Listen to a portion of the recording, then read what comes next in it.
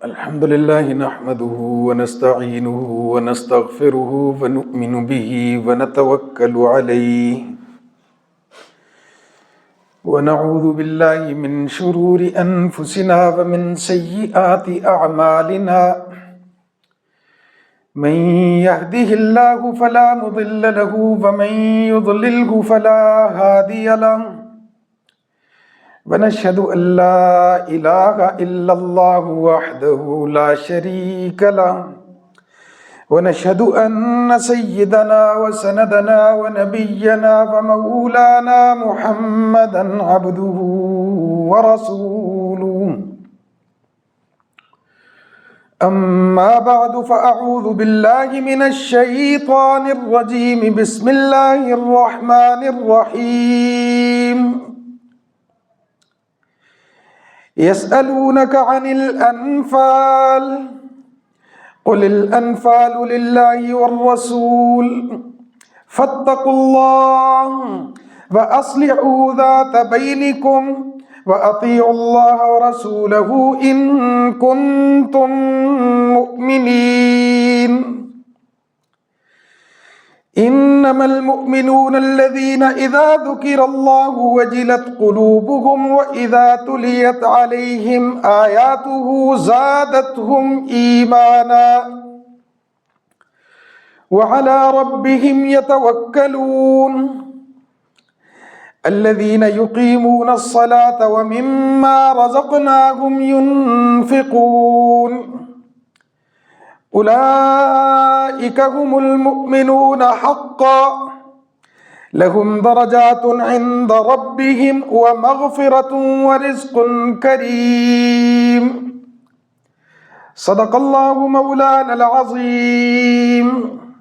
عزیزان گرامی قدر، گزشتہ جمعہ نبی کریم صلی اللہ تعالیٰ علیہ وآلہ وسلم کے جلیل القدر صحابی،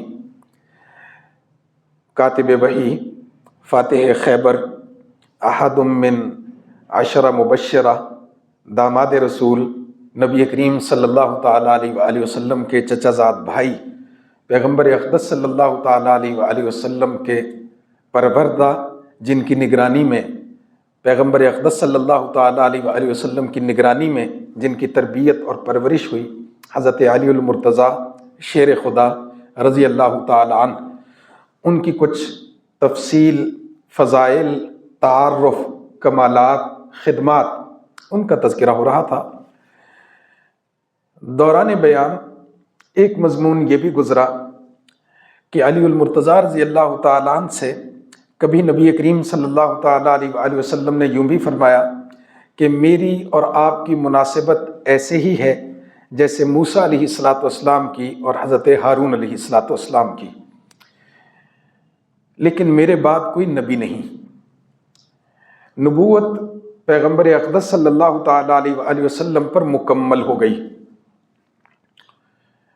لیکن کمال نبی کریم صلی اللہ تعالیٰ علیہ وآلہ وسلم کی نبوت کا یہ ہے، پیغمبر اقدس صلی اللہ تعالیٰ علیہ وآلہ وسلم کی نبوت کا، نبی کریم صلی اللہ تعالیٰ علیہ وآلہ وسلم کی تربیت کا کمال یہ ہے کہ جیسے خود تھے ویسا ہی علم اپنے شاگردوں تک پوری ایمانداری اور محنت کے ساتھ منتقل کر دیا۔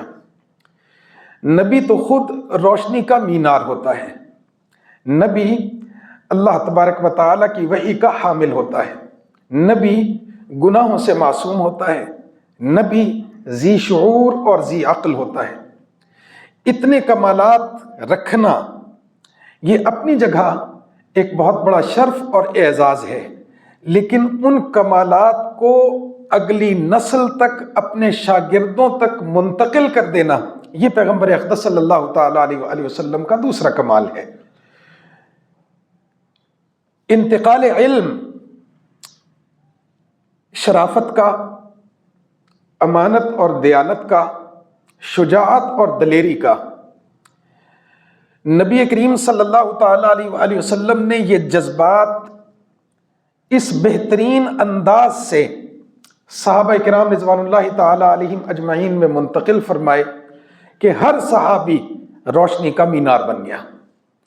روشنی کے اصل مینار سراجم منیرہ وہ تو ہے محمد عربی صلی اللہ تعالیٰ علیہ وآلہ وسلم، چمکتے دمکتے سورج ہے نبی کریم صلی اللہ تعالیٰ علیہ وآلہ وسلم۔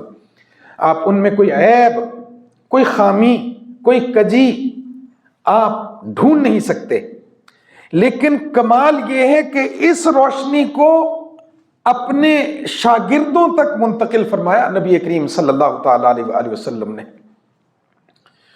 ہمارے استاد کبھی کہا کرتے تھے کہ شاگرد استاد کا تعارف ہوتے ہیں، شاگرد استاد کا تعارف ہوتے ہیں۔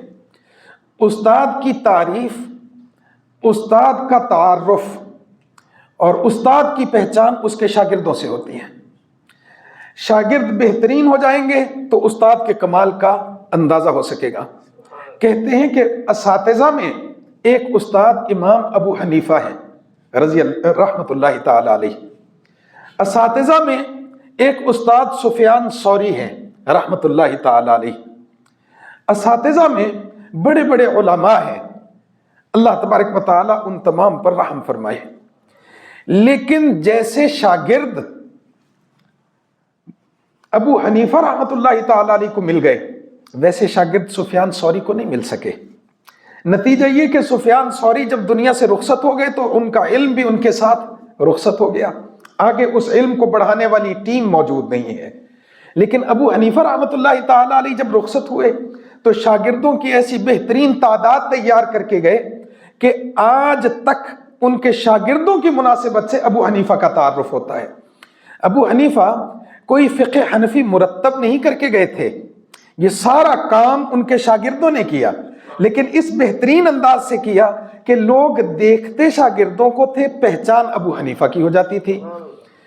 امام محمد رحمۃ اللہ تعالی علیہ، امام محمد بن حسن الشیبانی رحمۃ اللہ تعالی علیہ امام ابو حنیفہ کے شاگرد ہیں، اور ابو حنیفہ کے علوم کو مدون کرنا، ان کو کتابی صورت میں لے کے آنا، ابو حنیفہ کے علوم کو اگلی نسلوں تک منتقل کرنا، بہت خدمات ہیں امام محمد رحمۃ اللہ تعالی علیہ کی۔ تو کسی غیر مسلم نے امام محمد رحمۃ اللہ تعالی علیہ کو دیکھا، ان کے پاس بیٹھا، ان کا حسن و جمال، امام محمد بہت خوبصورت تھے، پھر ان کی فصاحت اور بلاغت گفتگو میں کمال تھے۔ تو اس غیر مسلم نے یہ کہا کہ تمہارا چھوٹا محمد ایسا ہے، تمہارا بڑا محمد کیسا ہوگا؟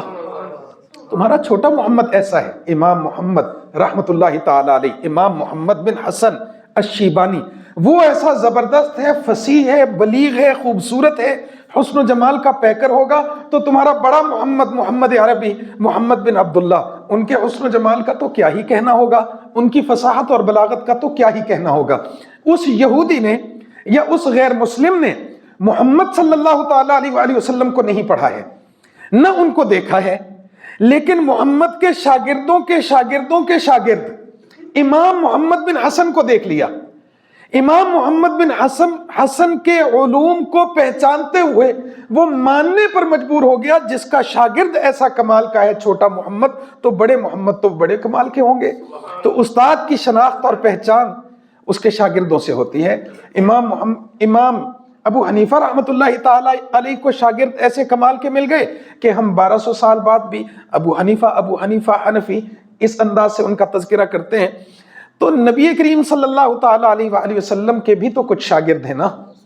اگر ابو حنیفہ کے کچھ شاگرد ہیں رحمۃ اللہ تعالیٰ علیہ کے، اور دیگر ائمہ کے کچھ شاگرد ہیں، اور اساتذہ کے اپنے شاگرد ہوتے ہیں، تو کوئی نہ کوئی شاگرد تو ایسے بھی ہوں گے جو محمد عربی صلی اللہ تعالیٰ علیہ وآلہ وسلم کے شاگرد ہوں گے۔ یہ شاگرد شناخت اور علامت اور پہچان کا کام دیں گے کہ اگر یہ شاگرد ایسے ہیں تو ان کے استاد محمد عربی صلی اللہ تعالیٰ علیہ وآلہ وسلم وہ کیسے ہوں گے۔ آپ مضمون سمجھیں ذرا، میں آپ کے سامنے گوش گزار کرنا چاہتا ہوں کہ نبی کریم صلی اللہ تعالیٰ علیہ وآلہ وسلم پر جو نعمتیں اور انعامات اللہ تبارک و تعالیٰ کے ہوئے ہیں، ان نعمتوں میں سے ایک بڑی نعمت یہ ہے کہ پورے جہان سے چن چن کے اللہ تبارک و تعالیٰ نے شاگرد محمد عربی صلی اللہ تعالیٰ علیہ وآلہ وسلم کی خدمت میں بھیجے ہیں۔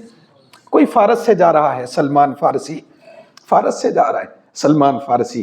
یہودیت سے بعض لوگ تائب ہو کے محمد عربی صلی اللہ تعالیٰ علیہ وآلہ وسلم کی خدمت میں حاضر ہوئے، اسلام قبول کیا، صحابہ بنے رضی اللہ تعالیٰ عنہم اجمعین، اور وہ علم کا اور روشنی کا اور شرافت اور جرت کا ایک ایسا مینار بنے ہیں کہ آج بھی ان کی مثال دستیاب نہیں ہے۔ تو ان شاگردوں کی نسبت سے تعارف ہو گیا محمد عربی صلی اللہ تعالیٰ علیہ وآلہ وسلم کا۔ آپ کے اسفار ہیں نبی کریم صلی اللہ تعالیٰ علیہ وآلہ وسلم کے۔ آپ نے طائف کا بھی سفر کیا ہے، نبی کریم صلی اللہ تعالیٰ علیہ وآلہ وسلم ملک شام کی طرف بھی اپنی نوجوانی میں اپنے چچا کے ساتھ روانہ ہوئے ہیں۔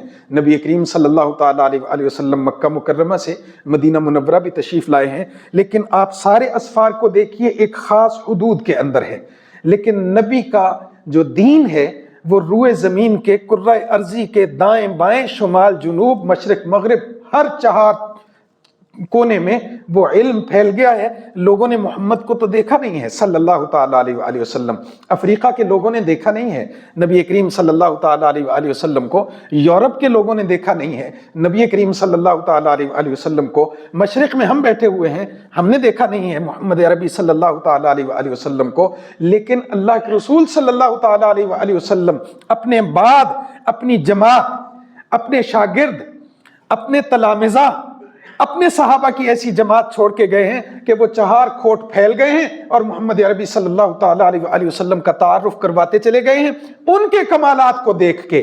کن کے؟ صحابہ کے کمالات کو، صحابہ کے کمالات کو دیکھ کے، شاگردوں کے کمالات کو دیکھ کے سننے والوں کو اس بات کا اندازہ ہو گیا جس کے شاگرد ایسے با کمال ہیں ان کا استاد کیسا با کمال ہوگا۔ اشہدو ان لا الہ الا اللہ و اشہدو ان محمدًا عبدہ ورسولہ۔ استاد اور شاگرد کا تعلق بہت خوبصورت تعلق ہے، درس اور تدریس کا تعلق ہے۔ ہمارے بعض اساتذہ، یہ بھی سمجھیے گا بات بہت غور کرنے کی ہے، کہ ہمارے بعض اساتذہ جب اپنی حدیث کی یا تفسیر کی سند بیان کرتے ہیں تو وہ اپنے اساتذہ سے شروع کرتے کرتے کرتے لے جاتے ہیں صحابہ تک، اور وہاں سے محمد عربی صلی اللہ تعالیٰ علیہ وآلہ وسلم تک۔ توجہ سے سنیے گا۔ لیکن بعض شیوخ اور اساتذہ ایسے ہیں جو کہتے ہیں کہ میں نے حدیث پڑھی ہے فلاں سے، اور فلاں نے فلاں سے، اور اس نے فلاں سے، اور چلتے چلتے وہ ابو ہریرہ اور محمد عربی صلی اللہ تعالیٰ علیہ وآلہ وسلم، پھر آگے چلتے ہیں محمد نے یہ علم لیا جبریل سے، اور جبریل نے علم لیا اللہ تبارک و تعالیٰ سے، تو ہماری سند علم کی کس کے ساتھ جا کے مل رہی ہے؟ بواسطہ محمد عربی صلی اللہ تعالیٰ علیہ وآلہ وسلم اللہ تبارک و تعالیٰ کی ذات تک پہنچ رہی ہے۔ استاد کا اور شاگرد کا، تعلیم اور تعلم کا یہ رشتہ بڑا خوبصورت ہے، لیکن اس رشتے کو نبھانا، جتنا خوبصورت یہ رشتہ ہے اس رشتے کو نبھانا اتنا ہی مشکل ہے۔ جتنا خوبصورت یہ رشتہ ہے اس رشتے کو نبھانا اور اس رشتے کی آزمائشوں کو برداشت کرنا اتنا ہی مشکل ہے۔ کبھی بات ہوئی تھی عمر بن الخطاب رضی اللہ تعالیٰ، کیسی کیسی باتیں ذہن میں آتی ہیں۔ عمر رضی اللہ تعالیٰ کے حوالے سے کبھی بات ہوئی تھی کہ صلح حدیبیہ کے موقع پر نبی کریم صلی اللہ تعالیٰ علیہ وآلہ وسلم سے کچھ سوال جواب کیے، ہے نا توجہ آپ کی، کچھ سوال جواب کر لیے، یہاں تک کہ نبی کریم صلی اللہ تعالیٰ علیہ وآلہ وسلم کو کچھ کوفت ہوئی اور آپ نے کہا عمر ادھر جا کے بیٹھ جائیں اور میرے ساتھ بات نہ کریں ابھی۔ تو عمر رضی اللہ تعالیٰ نادم ہوئے، بعد میں بہت شرمندہ بھی ہوئے، وہ معاملہ ختم ہو گیا۔ سوچ سوچ کے کہ عمر تو تابع ہیں نبی کریم صلی اللہ تعالیٰ علیہ وآلہ وسلم کے، اور کلمہ پڑھا ہے نبی کریم صلی اللہ تعالیٰ علیہ وآلہ وسلم کا، اللہ کے رسول فرما رہے ہیں کہ صلح ہوگی اور عمر کہہ رہے ہیں کہ آپ کیوں کرتے ہیں، تو یہ سوال جواب کی نوبت کیسے آ گئی، کیا وجہ بنی؟ تو واقعات میں ایک واقعہ یہ لکھا ہے کہ جب سہیل بن عامر جو مشرکین کا نمائندہ تھا، وہ نبی کریم صلی اللہ تعالیٰ علیہ وآلہ وسلم کے پاس آیا سمجھانے کے لیے اور بتانے کے لیے کہ آپ واپس چلے جائیں، ابھی عمرہ نہ کریں، ابھی عمرہ نہ کریں ورنہ حالات خراب ہو جائیں گے، میں صلح کے لیے آیا ہوں کہ آپ ابھی چلے جائیں، بعد میں مشورہ ہو جائے گا اور جو کوئی فیصلہ ہوا اس کے مطابق آپ آ جائیں۔ تو نبی کریم صلی اللہ تعالیٰ علیہ وآلہ وسلم نے فرمایا ہم تو ابھی نہیں جا رہے، ہم تو نہیں جائیں گے، ہم سے کچھ بھی شرائط وہ منوا لیں جو دین کی مخالفت میں نہ ہوں، وہ شرائط ہم وہ تمام شرائط مان لیں گے، لیکن جانے کے لیے ہم تیار نہیں ہیں۔ تو اس نے ایک اور بات کہی تھی، جو بات عمر نے بھی سنی اور جو بات ابو بکر نے بھی سنی اور جو بات عثمان و علی نے بھی سنی اور جو بات دیگر صحابہ نے بھی سنی، اس نے نبی کریم صلی اللہ تعالیٰ علیہ وآلہ وسلم سے یہ کہا کہ آپ ان کی بنیاد پر کہہ رہے ہیں کہ ہم نہیں جائیں گے، اور اس نے کہا ان پر اعتماد نہ کریں، ابو بکر پر، عمر پر، علی پر، ان پر اعتماد نہ کریں آپ، اگر مشکل آ گئی اس تو نظر بھی نہیں ہونے کدھر گئے، یہ بھاگ جائیں گے، یہ بھاگ جائیں گے، آپ کے ساتھ وفا نہیں کریں گے، اگر مشرکین کے ساتھ آپ کی مٹ بھیڑ اور ٹاکرا ہو گیا تو یہ تو نظر بھی نہیں آئیں گے۔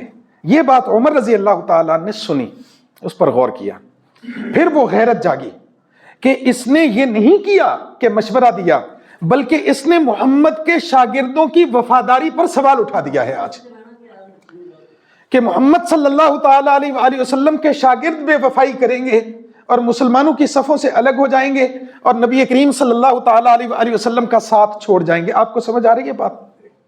اب یہ بات تو بڑی عجیب و غریب ہے۔ تو جب معاملہ یہاں تک آ گیا کہ ہم جا رہے ہیں واپس، تو عمر کو اس بات پہ تھا کہ اللہ کے رسول آپ کیوں جا رہے ہیں؟ ہماری جانچ کا، ہماری پڑتال کا، ہمارے امتحان کا موقع آ گیا تھا، آپ ہمیں ذرا آزما تو لیں ایک دفعہ، ان کے ساتھ لڑ پڑے نا، ذرا ان کے سامنے کھڑے ہو جائیں، آج ہم بھی دکھائیں کہ خدا کی قسم ہم بھاگنے والوں میں سے نہیں ہیں، ہم کندھے سے کندھا ملا کے کھڑے رہنے والوں میں سے ہیں۔ ذہن میں سوال آیا میرے ذہن میں کئی دفعہ کہ عمر رضی اللہ تعالیٰ عنہ کو کیا پڑی تھی کہ آپ بول پڑے اللہ کے رسول کے سامنے؟ بھئی پڑی تو یہ تھی کہ اس نے اعتراض کر دیا اور غیرت دلائی اور سوال اٹھا دیا کہ محمد کے شاگرد محمد کے وفادار نہیں صلی اللہ تعالیٰ علیہ وآلہ وسلم، تو آج موقع آ گیا، آپ صلح نہ کریں، آج بس آپ ہماری وفاداری کو جانچ لیں، ہم آپ کے وفادار ہیں۔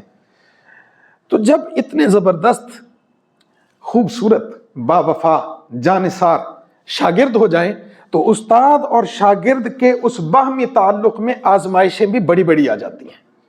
تبھی تو پتہ چلتا ہے کہ شاگرد کیسا ہے۔ آزمائش پر پورا اترے گا تو اگلی منزل پہ پہنچے گا، وہاں سے پورا اترے گا تو اگلی منزل پہ پہنچے گا۔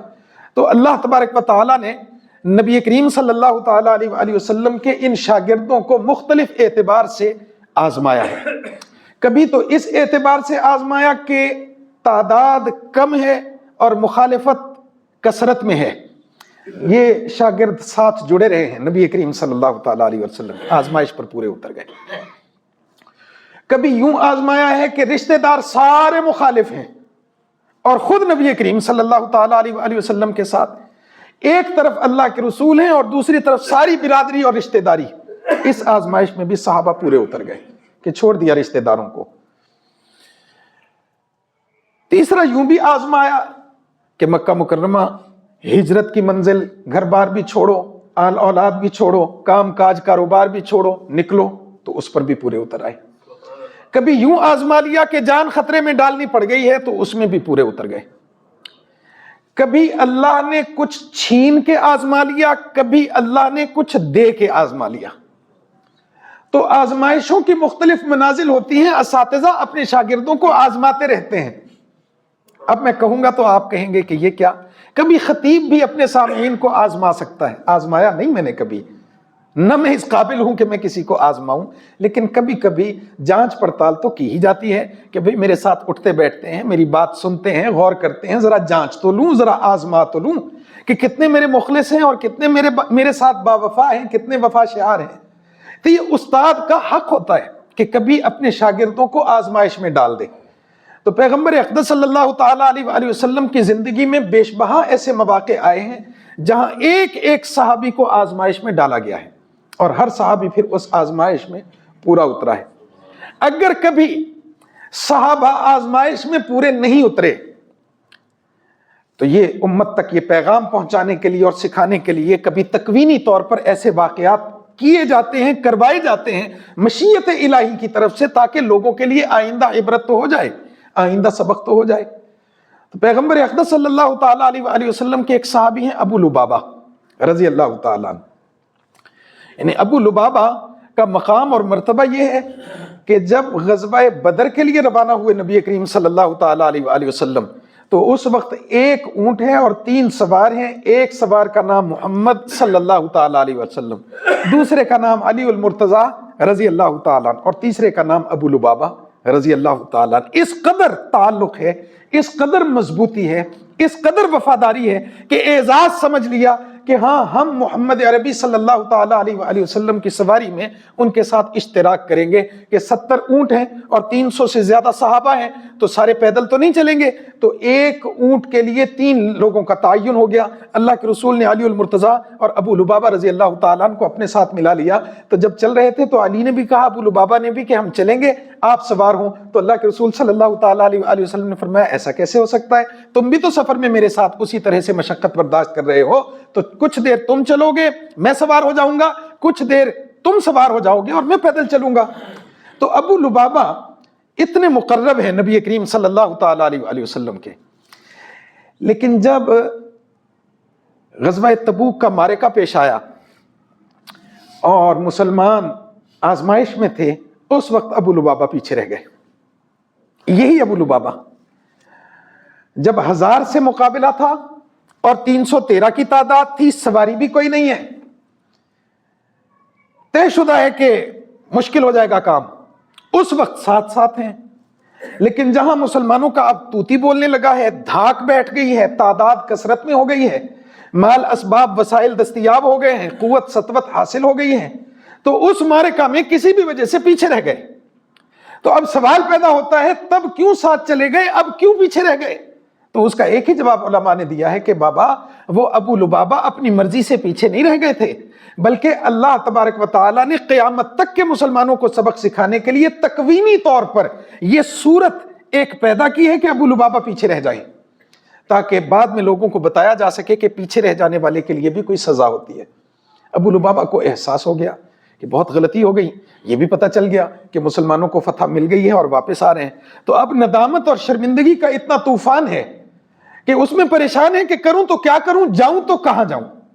تو آخر کار خود ہی تدبیر سوچی اور خود ہی اس پر عمل کر لیا کہ مسجد نبوی کے ایک ستون کے ساتھ رسے لے کے اپنے آپ کو مضبوطی سے باندھ دیا اور کہا کہ ہم تو یہیں بندھے رہیں گے، پڑے رہیں گے تا وقتے کہ محمد عربی صلی اللہ تعالیٰ علیہ وآلہ وسلم ہماری غیر حاضری کو معاف فرما دیں اور ہمیں اپنے ہاتھوں سے کھول دیں.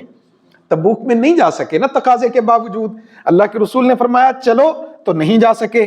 اب اللہ کے رسول واپس آ رہے ہیں تو نہ جانے کا ملال اور شرمندگی اور ندامت. اب اس ندامت کا اظہار کیسے کریں؟ تو اس کے لیے اپنے آپ کو ستون کے ساتھ باندھ دیا. نبی کریم صلی اللہ تعالیٰ علیہ وآلہ وسلم قریب سے گزر گئے اور پوچھا کہ یہ وہ کون لوگ ہیں احمق جنہوں نے خود اپنے ہاتھوں سے اپنے آپ کو قیدی بنا لیا؟ تو کہا کہ یہ ابو لبابہ ہیں اور ان کے ساتھی ہیں جو جانے سے رہ گئے تھے. اپنے لیے سزا یہی تجویز کی ہے کہ بس باندھ دیں اپنے آپ کو، اللہ کے رسول اگر کھول دیں تو کھول دیں، ورنہ ہم کھلنے کے لیے آمادہ و تیار نہیں. بندھے رہیں گے، کھڑے رہیں گے، نہ کھائیں گے نہ پیئیں گے یہاں تک کہ ہمیں موت آ جائے، بس اب ہم یہاں سے آزاد ہونے کے لیے تیار نہیں. تو اللہ کے رسول صلی اللہ تعالیٰ علیہ وآلہ وسلم نے فرمایا کہ اگر ان کا یہ تقاضا ہے تو میں محمد بھی ان کو کھولنے والا نہیں، میں نے بھی نہیں کھولنا، پڑے رہیں. تو ناراضگی بھی ہوگی کسی حد تک. چلے گئے. اسی رات اللہ تبارک و تعالیٰ نے آیات نازل فرما دی اور کہا کہ ان کے لیے معافی کا اعلان ہو گیا. تو نبی کریم صلی اللہ تعالیٰ علیہ وآلہ وسلم مسکرائے، آیات نازل ہوئی تو مسکرائے. تو سامنے بیٹھے صحابی نے پوچھا اللہ کے رسول آپ کیوں مسکرائے؟ تو اللہ کے رسول نے فرمایا ابو لبابہ کے لیے اللہ تبارک و تعالیٰ نے توبہ قبول کر لی اور معافی کا اعلان ہو گیا. تو وہ بھاگا صحابی، خوشی کی خبر ہے دینے کے لیے. ابو لبابہ کے پاس جا کے کہنے لگا مبارک ہو، اللہ نے آپ کی توبہ قبول کر لی اور آپ کی غیر حاضری پر معافی ہو گئی ہے. تو اب جب کھولنے کے لیے آگے بڑھے رشتہ دار تو ابو لبابہ نے کہا نہیں وہ تو اللہ کی طرف سے ہو گئی نا، ابھی محمد کی طرف سے تو نہیں ہوئی نا صلی اللہ تعالیٰ علیہ وسلم، مجھے کوئی نہ کھولے، مجھے کوئی نہ کھولے، اگر کھولیں گے تو محمد عربی صلی اللہ تعالیٰ علیہ وسلم. تو لوگ دوبارہ گئے اللہ کے رسول کے پاس کہ نہیں بھائی وہ تو نہیں کھل رہے. تو اللہ کے رسول صلی اللہ تعالیٰ وسلم خود تشریف لائے اور اپنے ہاتھوں سے ابو لبابہ کو کھولا ہے. تو یہ آزمائش آتی رہتی ہے. یہ بھی ہو سکتا تھا کہ بھئی جی 6 جنگاں اسی لڑلیاں نال ایک ادھی رہ بھی گئی تو کیڑی گل سیگی. آپ سمجھ رہے ہیں میری بات؟ ہر مشکل میں ہر آسانی میں ہم ان کے ساتھ ساتھ رہیں. اگر آج نہیں بھی جا سکے تو اس پر کیا ناراضگی بنتی ہے، ہم تو ان کے ساتھ نہیں بولیں گے.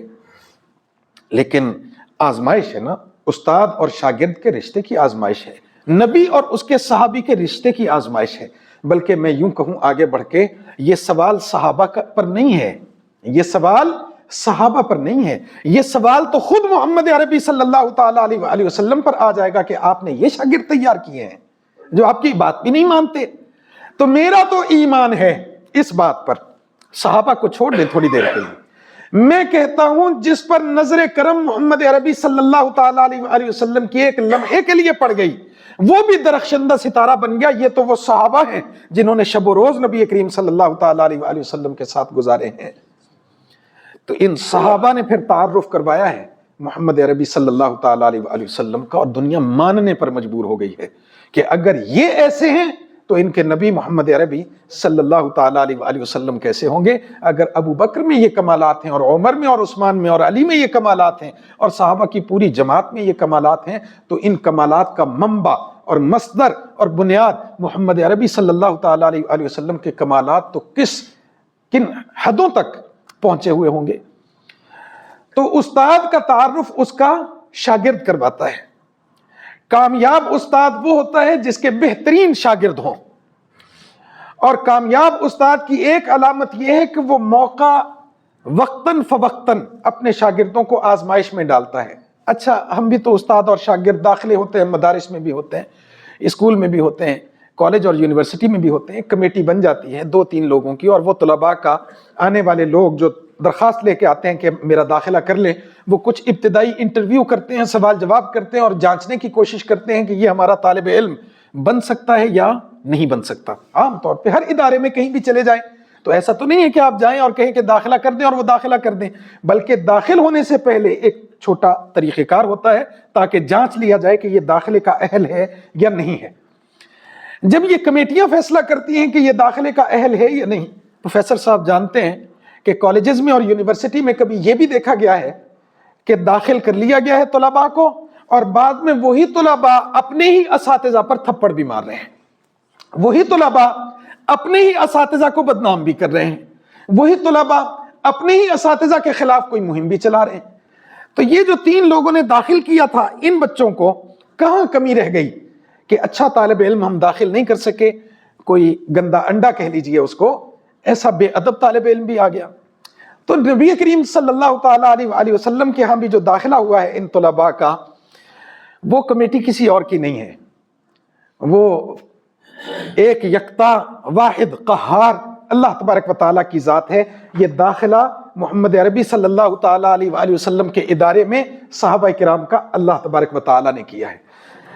حدیث ہے پیغمبر اقدس صلی اللہ تعالیٰ علیہ وآلہ وسلم کی، اختار اللہ تبارک و تعالیٰ نے اختیار کر لیا، چن لیا، منتخب کر لیا لصحبتی نبی، کہ نبی کریم صلی اللہ تعالیٰ علیہ وآلہ وسلم کے صحابی ہوں گے، ولی اقامتی دینی ہی، اور اللہ تبارک و تعالیٰ کے اور اللہ تبارک و تعالیٰ کے رسول کا جو دین ہے اسلام، اس کی اقامت کا یہ کام کریں گے۔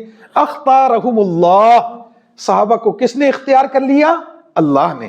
اختارہم اللہ، ان کو منتخب کیا ہے اللہ نے، ان کو چنا ہے اللہ تبارک و تعالیٰ نے۔ تو سوال یہ پیدا ہوتا ہے کہ بھلا اللہ کے انتخاب پر بھی کوئی سوال اٹھا سکتا ہے کہ یہ اللہ کا انتخاب ٹھیک نہیں تھا، یہ صحابی ٹھیک نہیں تھا، یا نبی کریم صلی اللہ تعالیٰ علیہ وآلہ وسلم کی تربیت پر بھی کوئی سوال ہو سکتا ہے کہ اللہ کے رسول صحیح طرح سے انہیں پڑھا نہیں سکے اور سمجھا نہیں سکے؟ ایک سوال پیچھے رہ جاتا ہے کہ ہاں، کلمہ پڑھنے والے لوگوں میں بعض ایسے تھے جنہیں منافق کہا گیا، جنہیں قرآن مجید نے کیا کہا ہے؟ منافق۔ بھئی وہ منافق تو وہ تھے جن کے نام گن گن کے نبی کریم صلی اللہ تعالیٰ علیہ وآلہ وسلم نے حضرت حذیفہ کو بتا دیے تھے، وہ صحابہ میں ان کا شمار ہی نہیں ہے، وہ تو منافقین ہیں، ان کا تعلق تو کفر کے ساتھ ہے اور کفریات کے ساتھ ہے۔ ہم تو اس مبارک جماعت کی بات کر رہے ہیں، کم و بیش 1,44,000 جو خطبہ حجۃ الوداع کے موقع پر نبی کریم صلی اللہ تعالیٰ علیہ وآلہ وسلم کے قرب و جوار میں تھے، ہم تو ان کی بات کر رہے ہیں۔ ہم ان لوگوں کی بات کر رہے ہیں جن کا انتقال یا شہادت ہوئی ہے تو آخری لمحات میں ان کی زبان پر اگر کوئی کلمہ جاری تھا تو وہ لا الہ الا اللہ محمد رسول اللہ صلی اللہ تعالیٰ علیہ وآلہ وسلم کا جاری تھا۔ ہم تو ان کی بات کر رہے ہیں کہ نبی کریم صلی اللہ تعالیٰ علیہ وآلہ وسلم کے انتقال کے بعد بھی مہمات میں، غزوات میں، جنگوں میں، لڑائیوں میں، اور جو جو ذمہ داریاں ان کے سروں پر ڈالی گئیں ان ذمہ داریوں کی ادائیگی میں وہ آخری سانس تک مصروف عمل رہے۔ ہم تو ان کو صحابہ کہتے ہیں۔ نبی کریم صلی اللہ تعالیٰ علیہ وآلہ وسلم کے شاگرد. تو آزمائشیں مختلف صحابہ پر آتی رہی ہیں اور ہر آزمائش میں وہ اپنے آپ کو کامیاب اور کامران ثابت کرتے رہے ہیں. اب یہ سورہ انفال کی ابتدائی آیات، تمہید تو طویل ہو گئی، ان کا تعارف میں اگر آپ کو کروا دوں، کچھ ترجمہ کروا دوں، تو آپ کو اندازہ ہو جائے گا کہ وہ جو صحابہ کی جماعت ہے جن کی تربیت کس نے کی تھی؟ محمد عربی صلی اللہ تعالیٰ علیہ وآلہ وسلم نے. جن کو منتخب کس نے کیا تھا؟ اللہ تبارک و تعالیٰ نے. جو شاگرد کس کے تھے؟ محمد عربی صلی اللہ تعالیٰ علیہ وآلہ وسلم کے. ان کا تعارف اللہ تبارک و تعالیٰ نے کس انداز سے کروایا ہے؟ یسألونک عن الانفال، آپ سے مال غنیمت کے بارے میں سوال کرتے ہیں. قل الانفال للہ والرسول، آپ بتا دیجئے کہ مال غنیمت تو اللہ کے لیے اور اللہ کے رسول کے لیے ہے. فاتقوا اللہ، بس آپ تقوی اختیار کریں. واصلحوا ذات بینکم، آپس میں صلح رکھیں. واطیعوا اللہ، اطاعت کریں اللہ تبارک و تعالیٰ کی. ورسولہ، اور اللہ تبارک و تعالیٰ کے رسول کی. بھئی مال غنیمت مل گیا بدر میں، اور مال غنیمت کا اکٹھا کرنا اور اکٹھا ہو جانا، اس پر سوال جواب ہو گئے. یہ فطری سی بات تھی کہ پہلے مال غنیمت کی تقسیم کے احکام اللہ تبارک و تعالیٰ نے جاری نہیں فرمائے تھے. یہ پہلا موقع ہے، تو جو جو ذہن میں لوگوں کے تھا اس کا اظہار کر دیا. تو اللہ تبارک و تعالیٰ نے فوراً منع کر دیا کہ مال غنیمت کی بنیاد پر آپس میں الجھو مت. مال غنیمت پر حق کس کا ہے؟ یا تو اللہ کا ہے، یا تقسیم کون کریں گے؟ محمد عربی صلی اللہ تعالیٰ علیہ وسلم. کوئی سوال نہیں کیا جائے گا. حضرت سعد بن وقاص، ابی وقاص رضی اللہ تعالیٰ عنہ فرماتے ہیں کہ میرا چھوٹا بھائی تھا عمیر، اور جنگ کے دوران، غزوہ بدر کے دوران کسی مشرک کے ہاتھوں اس کی شہادت ہو گئی. تو مجھے دکھ بڑا. ایک طرف دکھ ہے بھائی کی شہادت کا کہ وہ چلا گیا اور اس کے ساتھ جو جدائی ہو گئی، اور دوسری طرف جذبہ انتقام کا کہ جس کافر کی تلوار سے میرا بھائی شہید ہوا ہے، میں اس کافر کو تو ہر صورت قتل کروں گا. تو میں اس کافر تک پہنچ گیا، میں نے اس کے ساتھ مقابلہ کیا، اس کو قتل کیا. اس کی تلوار میرے ہاتھ میں آ گئی. ذوالقطیفہ اس تلوار کا نام ہے. وہ تلوار معروف بھی بہت تھی، بہت مشہور تھی. تو نبی کریم صلی اللہ تعالیٰ علیہ وسلم کی خدمت میں حاضر ہوا اور وہ تلوار دکھائی اور کہا کہ میں نے اپنے بھائی کے قاتل سے قتل کا بدلہ لے لیا، اس کو قتل کیا. تو یہ تلوار مال غنیمت میں مجھے ملی ہے، آپ اجازت دے دیں یہ تلوار میں رکھ لوں. تو نبی کریم صلی اللہ تعالیٰ علیہ وسلم نے فرمایا کہ سعد یہ تلوار آپ جہاں پہ مال غنیمت کا ڈھیر پڑا ہے وہیں پہ رکھ دیں. تو سعد کہتے ہیں کہ مجھے یہ بات کچھ ٹھیک نہیں لگی کہ تلوار چھینی بھی میں نے ہے، جو مالک تھا تلوار کا اس کو قتل بھی میں نے کیا ہے، بھائی بھی میرا شہید ہوا، لے کے بھی میں آیا ہوں، تو کیا حرج تھا اگر مجھے دے دی جاتی؟ تو میں ایک طرف بھائی کی شہادت کا غم تو تھا، لیکن دوسری طرف تلوار کے جانے کا غم اس سے بھی زیادہ تھا. لیکن اللہ کے رسول نے فرما دیا. تو میں جا رہا تھا رکھنے کے لیے، پھر میں نے کہا دوبارہ بات کروں، تو دوبارہ آ گئے. اللہ کے رسول نے پھر منع کر دیا. کہتے ہیں میں تیسری دفعہ بھی چلا گیا کہ دے دیں، کیا حرج ہے. تو اللہ کے رسول نے مجھے ڈانٹ دیا اور کہا کہ مسلمانوں کا مشترکہ مال ہے، وہاں رکھو. جب آیات نازل ہو گئیں اور کہہ دیا گیا کہ قل الانفال للہ والرسول، مال غنیمت کس کا ہے؟ اللہ کا، اور اختیار تقسیم کا کس کے پاس ہے؟ محمد عربی صلی اللہ تعالیٰ علیہ وسلم کے پاس. تو سعد آ گئے اور کہا اللہ کے رسول نے بلوا لیا سعد کو کہ سعد کو بلاؤ، اور کہا کہ وہ تلوار اٹھاؤ. تلوار اٹھا کے لایا تو اللہ کے رسول نے وہ تلوار مجھے ہی دے دی اور کہا کہ سعد پہلے یہ مال میرا نہیں تھا، یہ مال مسلمانوں کا مشترکہ مال تھا، مال غنیمت. میں اپنی مرضی سے اس میں تصرف نہیں کر سکتا تھا.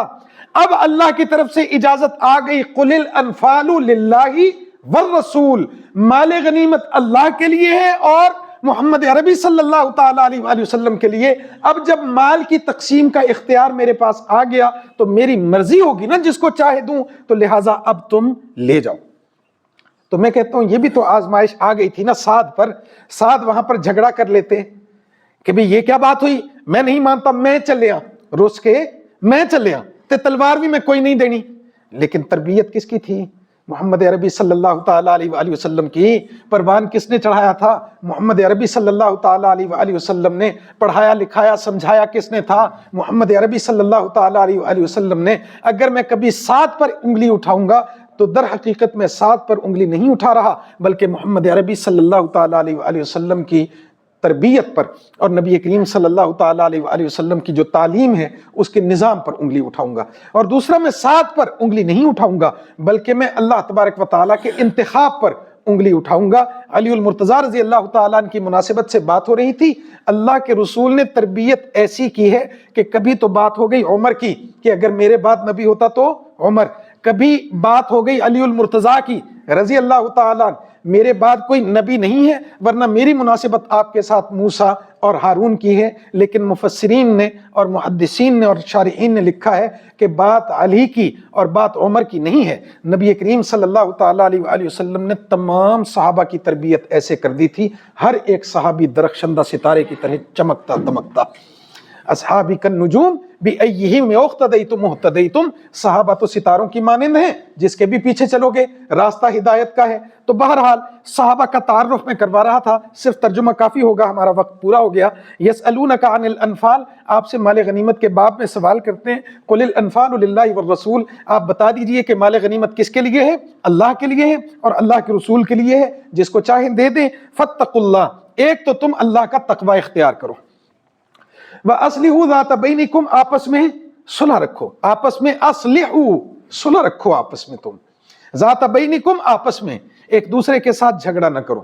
اب مسئلہ مال کا تھا نا جس پر اختلاف ہو رہا ہے، آپ کی توجہ ہے؟ مسئلہ کس چیز کا تھا جس پہ اختلاف ہو رہا ہے؟ مال، پیسہ، مال غنیمت، وسائل۔ تعلیم کس چیز کی دی جا رہی ہے؟ اصلحوا ذات بینکم، آپس میں کیا رکھو؟ صلح رکھو۔ تو اللہ نے فیصلہ سنا دیا کہ اگر اختلاف ہو جائے تو مال کی وقت اتنی نہیں ہے جتنی تمہاری آپس کی صلح کی وقت ہے۔ آپس میں اتحاد رکھو اور اتفاق رکھو خوف خدا کے ساتھ۔ وَأَطِیعُوا اللَّهَ، اللہ کی اطاعت کرو، وَرَسُولَهُ، اور اللہ کے رسول صلی اللہ تعالیٰ علیہ وآلہ وسلم کی اطاعت کرو، ان کنتم مؤمنین، اگر واقعتاً تم ایمان والے ہو، مومن۔ لفظ اطاعت کا استعمال ہوا تو ہم دو الفاظ نبی کریم صلی اللہ تعالیٰ علیہ وآلہ وسلم کی ذات کے ساتھ منسوب کرتے ہیں، کبھی ہم کہتے ہیں اطاعت اور کبھی ہم کہتے ہیں اتباع، کبھی ہم کہتے ہیں اطاعت نبوی، کبھی ہم کہتے ہیں اتباع نبوی۔ یہ دو الفاظ آپ نے سنے ہیں نا، ایک ہوتا ہے تابع ہو جانا کسی چیز کا اتباع، اور دوسرا ہوتا ہے مطیع ہو جانا اطاعت۔ تو کہتے ہیں کہ اطاعت بھی ماننے کو کہتے ہیں اور اتباع بھی ماننے کو کہتے ہیں۔ کیا ان دونوں چیزوں میں کوئی فرق ہے؟ ان دونوں چیزوں میں کوئی فرق ہے؟ ان دونوں الفاظ میں؟ تو ان دونوں الفاظ میں فرق ہے۔ اطاعت کہتے ہیں کسی کے دیے ہوئے حکم کو مان لینا، اس نے جو کہہ دیا اس کو مان لینا۔ اطاعت اس لیے اللہ کی بھی ہوتی ہے اور اطاعت اس لیے محمد عربی صلی اللہ تعالیٰ علیہ وآلہ وسلم کی بھی ہوتی ہے۔ اہم بات ہے، توجہ سے سن لیں ذرا، اطاعت اللہ کی بھی ہوتی ہے کہ اللہ بھی ہمیں حکم دیتا ہے، اور اطاعت محمد عربی کی بھی صلی اللہ تعالیٰ علیہ وآلہ وسلم، وہ بھی ہمیں حکم دیتے ہیں۔ یہ تو ہے اطاعت۔ اور اتباع ہے جذبہ محبت سے سرشار ہو کے کسی کے نشانات قدم پر جیسے جیسے وہ گزر گیا ویسے ویسے خود گزر جانا، جیسے جیسے وہ چلا ویسے ویسے چلنا، جیسے جیسے اس نے زندگی گزاری ویسے ویسے اس زندگی گزارنی، اس کے طریقے کو بھی اختیار کر لینا۔ دونوں الفاظ کا مفہوم تو مان لینے کا ہے، اطاعت کا مطلب بھی مان لینا اور اتباع کا مطلب بھی مان لینا۔ اطاعت کہتے ہیں کہ کسی نے حکم دیا اور آپ پابند ہیں، آپ کو ماننا ہی پڑے گا۔ دوسرا یہ ہے اتباع کہ حکم دیا ہے یا نہیں دیا، آپ فرط محبت کے ساتھ پوری اتباع کے جذبے کے ساتھ ان کے نشانات قدم کے پیچھے پیچھے چلتے چلے جائیں، یہ اتباع ہے۔ ہم اللہ کے رسول کے مطیع بھی ہیں کہ ان کا حکم مانیں گے، لیکن مطیع کے ساتھ ساتھ ہم نبی کریم صلی اللہ تعالیٰ علیہ وآلہ وسلم کے متبع بھی ہیں کہ پوری محبت کے ساتھ، خلوص کے ساتھ، عشق کے جذبے سے سرشار ہو کے ہم نبی کریم صلی اللہ تعالیٰ علیہ وآلہ وسلم کے نشانات قدم پر چلیں گے۔ ہم تو بہت بعد کے لوگ ہیں، 1450 سال ہو گئے۔ وہ جو اولین لوگ تھے صحابہ کرام رضوان اللہ تعالیٰ علیہم اجمعین، ان کو تو یہ بھی پتا تھا کہ اللہ کے رسول نے قدم کہاں رکھے، قدم کہاں رکھے، وہ قدم بھی وہاں رکھتے تھے۔ نبی کریم صلی اللہ تعالیٰ علیہ وآلہ وسلم کا ادب، احترام۔ بات حدیث ایک اچانک ذہن میں آ گئی کہ نمازیں 5 ہیں، تو ان 5 نمازوں میں سے 3 نمازیں تو جہری ہیں فجر بھی اور مغرب بھی اور عشاء بھی، اور 2 نمازیں سری ہیں، ان میں تلاوت جہری طور پر نہیں ہوتی، امام اپنے آواز میں اپنے طور پر کچھ پڑھتا ہے۔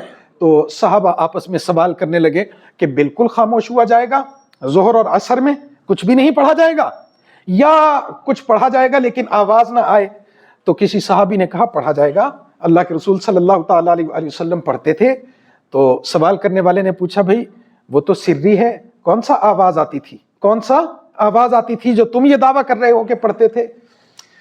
تو اس صحابی نے کہا آواز تو نہیں آتی تھی، لیکن اللہ کے رسول جب سری نمازیں پڑھتے تھے تو ہم ان کی داڑھی مبارک کو دیکھتے رہتے تھے، وہ الفاظ کی ادائیگی کی وجہ سے داڑھی میں حرکت ہوتی تھی۔ تو کسی نے اس سے یہ مضمون نکالا کہ محبت کا جذبہ تو دیکھیں، اللہ کے رسول نماز میں مصروف ہیں اور صحابہ ان کے چہرے کی زیارت کر رہے ہیں اور داڑھی کی ایک ایک حرکت پر نظر ہے۔